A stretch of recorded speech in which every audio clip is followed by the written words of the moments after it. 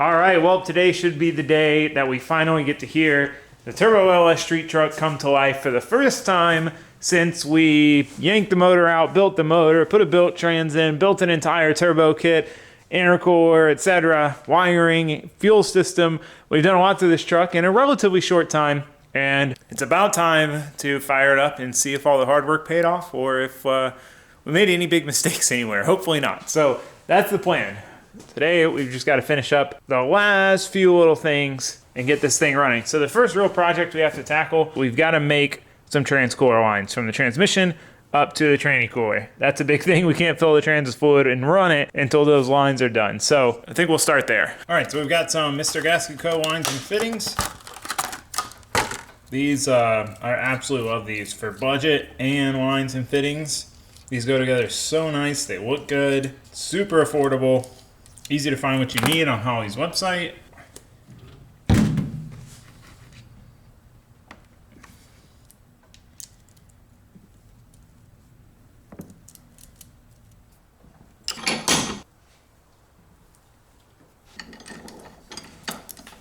Easy as that. One side done. Now let's route it.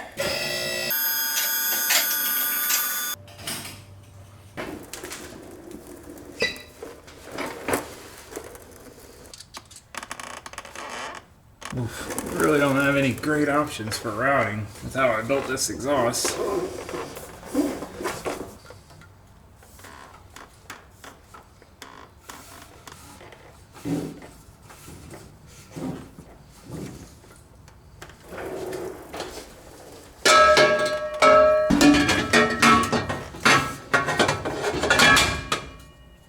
Okay, now that'll be fine.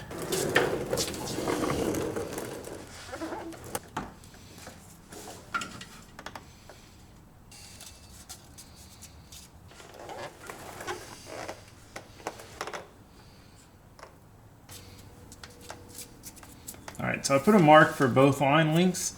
That way we can take this out, cut the one hose, build it, and then the other one will be a little bit shorter.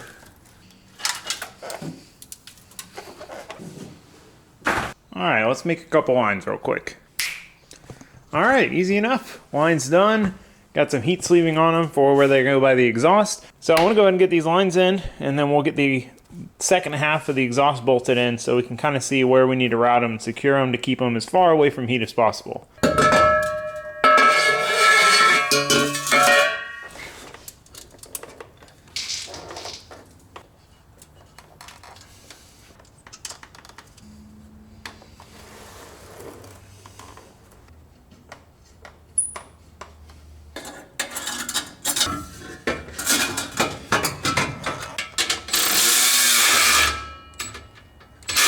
Alright, exhaust is on, lines are done. We're probably going to have to take these lines loose to get the starter back in, but at least we're about ready to fire this thing up. The exhaust is back on. This part of the exhaust, we still got to build a hanger for the last bit. We might put a flex joint in here, so it might come back off, but we need it on there for startup so we're not blasting hot exhaust gas all over the trans. We got our lines in. Definitely had to sleeve them. As you can see, we go by the down pipe and the crossover pipe. But got those in, they route, they're sleeved all the way where they're gonna rub on stuff, and then into the cooler. So, one more thing off the checklist. All right, went and picked up our new starter today. You can see just how crusty our old starter was. This thing is beat. This is our main culprit though. This stud's a little bent and the threads are messed up, so the nut wouldn't go back on, and this is the signal wire, so that's important. So now we got a fresh one. Also picked up a couple more things we needed. So we've got some 30 weight motor oil for break-in, oil filter, coolant temp sensor. So break-in procedures on an engine are a widely debated topic. I mean, you could ask 5 engine builders, get 5 different answers, and you might, most likely, will get 2 very conflicting answers. You'll have 2 reputable builders who have successful engines. You know, one will say, oh, you got to start it up, you got to let it warm up, drain the oil, then you've got to run it for 100 miles to 3,000 RPM, then 500 miles to 5,000 RPM, and that person will be successful and have good engines. Then you'll have the other guy say, no, you need to do a warm-up cycle, boom, drain the oil, fresh oil, and then you need to immediately, you know, take it to red line so that the rings seat properly, you'll hear totally conflicting things. So for me, when it comes to braking an engine, I just kind of do what seems logical. I like to do the warm up, just like let it warm up to temp maybe a couple times, and then drain the oil, and then put some oil in it, and then change it, you know, in a couple 100 miles, right? You're spending that time most of the time on a project like this, you know, working out tinkery things and bugs. You're not going straight into full-on ripping. I don't think it's as crucial as some make it out to be. I've tried it a bunch of different ways. I mean, you think about, like, you know, drag racers, like rebuilding their engines at the track, throwing them back in, and then going straight to a pass. You know, they warm it up and do a pass. So, you know, it's one of those things. I don't know. You know, to each their own, however you want to do it. But either way, point is, I did get just straight 30 weight for break-in oil. This is one of those things that seems to be pretty consistent across anybody who will tell you how to break in an engine. So we'll stick with that. We'll do what works. And again, we got an oil filter. So I need to put that on while we're down there, get that starter on. Then we can drop this thing down, fill it with fluids, plug in some wires, try to kick the tires, light the fires, kick the tires. Is it light the tire? I don't know. Try to start it up. Got a pretty elaborate funnel system going on here. Hopefully it works. Yeah, it just barely gets in there. You might be wondering why the oil cap is back here. Well, that's because with the turbo location, you couldn't get it on and off. It's like right next to the turbo. So I had to flip it and put, this should be the valve cover on the other side. One of those things. It's a bunch of little details with builds that you come across like that.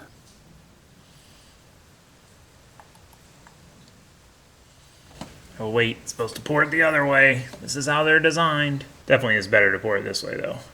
Putting some B&M trick shift synthetic transmission fluid in.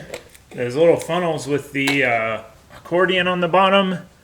Life changing. This would be so difficult with a normal funnel. So according to the trans builder, we need to put 6 quarts in, fire it up, and then immediately put 4 more quarts in. Fire it up, turn it off, and then immediately put 4 more in. So it's got to basically cycle through for us to be able to put the rest in, which makes sense. The difficulty is, you know, we're starting a truck for the first time, so it's not like it's a guaranteed fire up, or, you know, we're going to be looking at other things when we fire it up, so we're going to have to be weary of that. You know, it's a motor I built, all new stuff. I'm going to be looking at a lot of things all at the same time.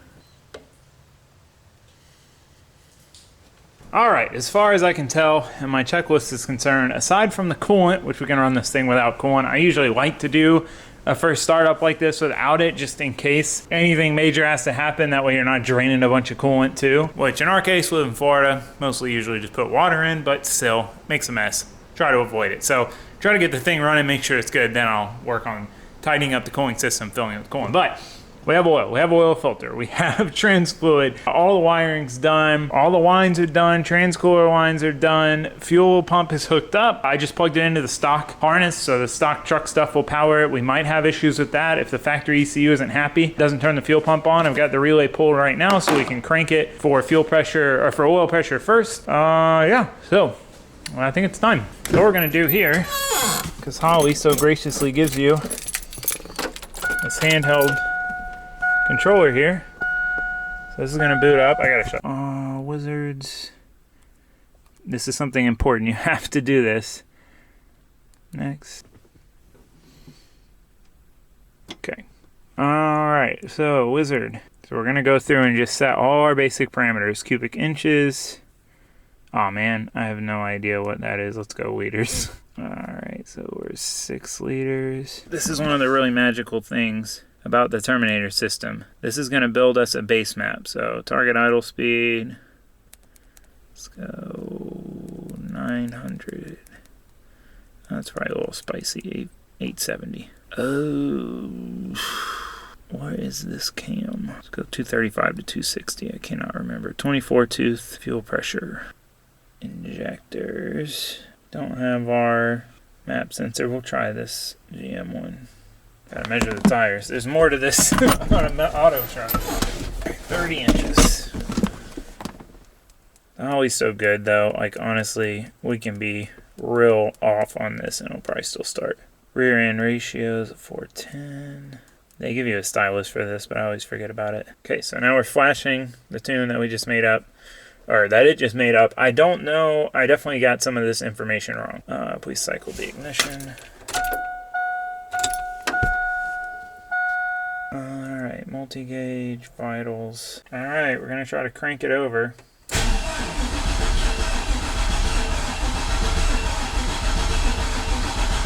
Getting oil pressure slowly. There we go, it's climbing.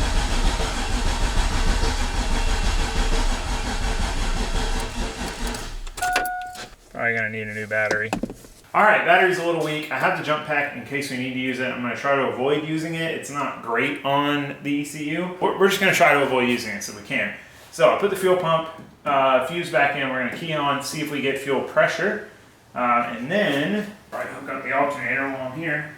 And then, if we got fuel pressure, we'll try to fire it. I'd like to crank it more and get a little more oil pressure than we had, but with the weak battery, we're kind of forcing our hand. If we fire it up and it has no oil pressure after a couple seconds, then we have to turn it off. If you've ever changed the oil, like done an oil change where you couldn't fill the filter, you'll know that it usually, if you do that, it won't have oil pressure for a few seconds. It's not going to kill it.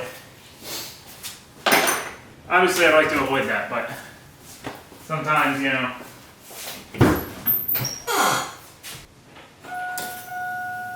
Got fuel.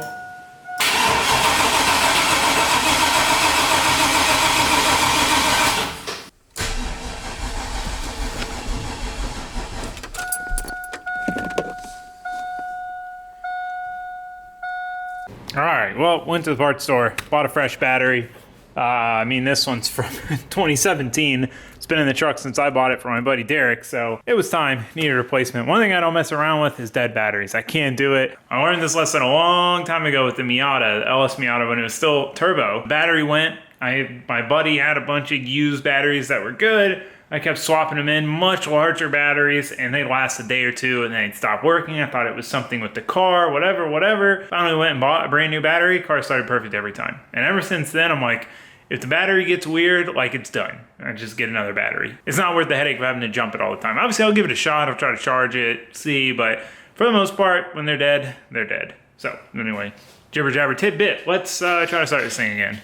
Oh, I got to do one thing. I need to hook up the internal map sensor to the ECU. The part number map sensor that I have is not in the calibration stuff, so just to make sure that's not an issue, we're going to hook up to the factory, the internal map in the Terminator. So we just need to run a vacuum hose from somewhere. All right, well, I lost the little adapters Holley gives you for the internal map. Probably because I thought I wouldn't need them. Maybe let me check up here. Definitely lost them. Okay, well, I've got electrical tape to the map sensor. Let's see what happens. Oh, it's always nerve-wracking, even though you know, like, should be fine. Always nerve-wracking, starting an engine you built.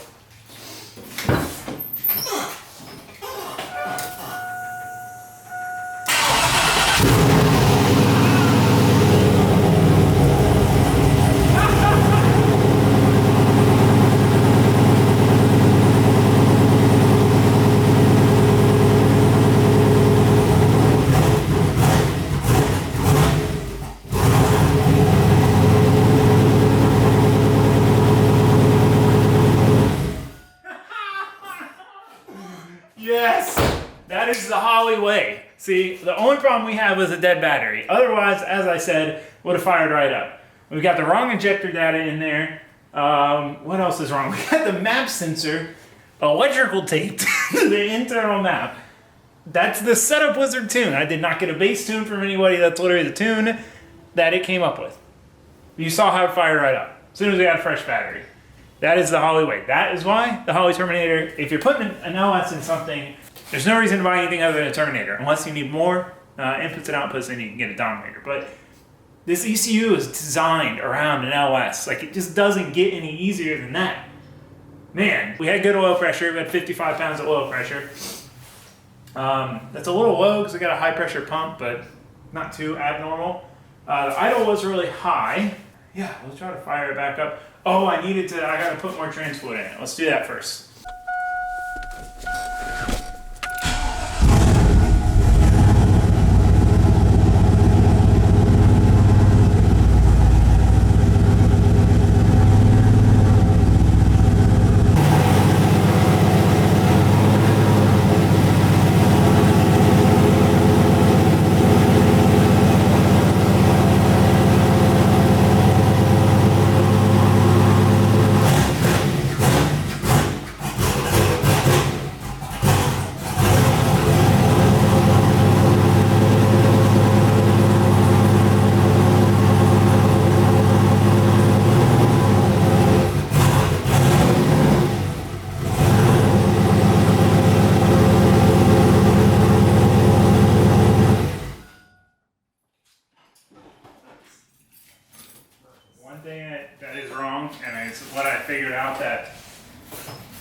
box on the trans where the shift cable is.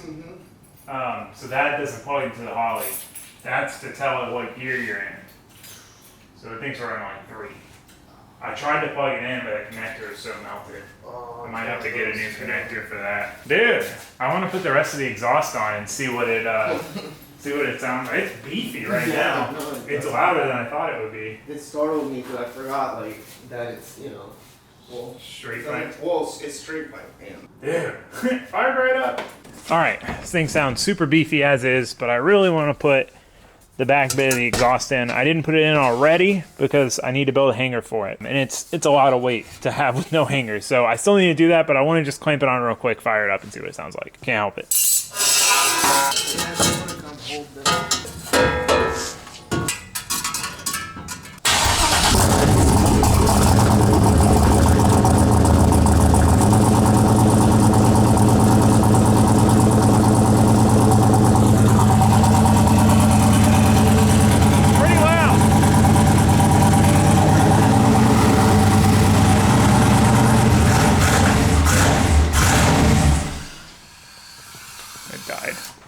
Pretty loud, pretty loud.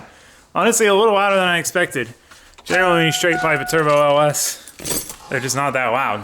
The turbo acts as a big muffler, but that's decently loud. We'll know how it really sounds till we get the tune kind of dialed in and all of that stuff sorted. I still need to grind that other exhaust tip to kind of match the angle, but sweet. All right, it runs just fine. Fires right up every time. It's okay. It's not running perfect, but we also don't have the intake air temp sensor in. We've got the map sensor electrical taped. Like, the setup is not ideal at the moment. We got some things to finish up. So I'm gonna go ahead and pull this out, weld the bung for the intake air temp sensor in it. That came in. I need to order a 3-bar map. Main other thing we need to do is get the radiator hoses in, get this line in that goes to the radiator here, and we should be good to fill it with coolant. Once we do that and really make that exhaust hanger, I mean, there's no reason why we shouldn't be able to just drive it. So we're getting close. We're getting really close. We'll get back to work, see where we're at.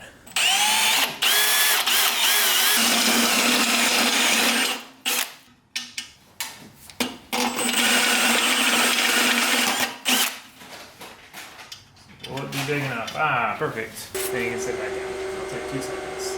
1, 2. A little more than 2.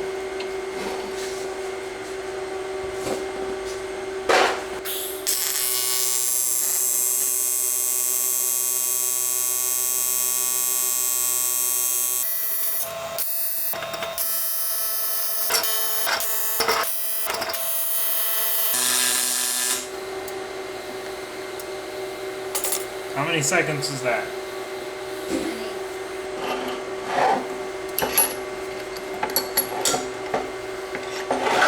After getting used to knowing how to weld and always having that option, I can't imagine, like, if I needed to do this and I couldn't weld, I'd have to go take it to someone, like if I forgot about it like I did.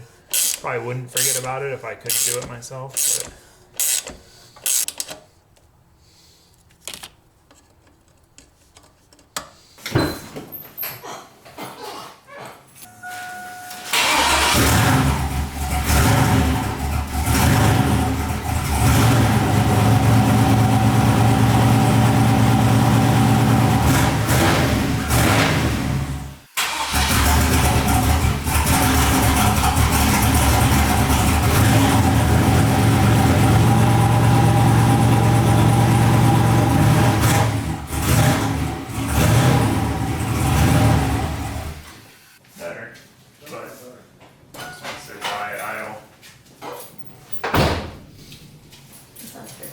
right? I mean, I'll need to check and make sure all the cylinders are working, like it's not down a cylinder somewhere.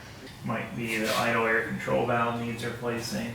I'll have to look and see what it's reading. It might just be maxed out, but I don't think there's any adjustment. Oh, there is adjustment here. It's always satisfying in like this situation. Like yesterday, I was like, okay, tomorrow I'm gonna do this, this, and this. I'm like, should run, but you never know for sure. It might not, Might fight some stupid issue for 3 days, Turned right on.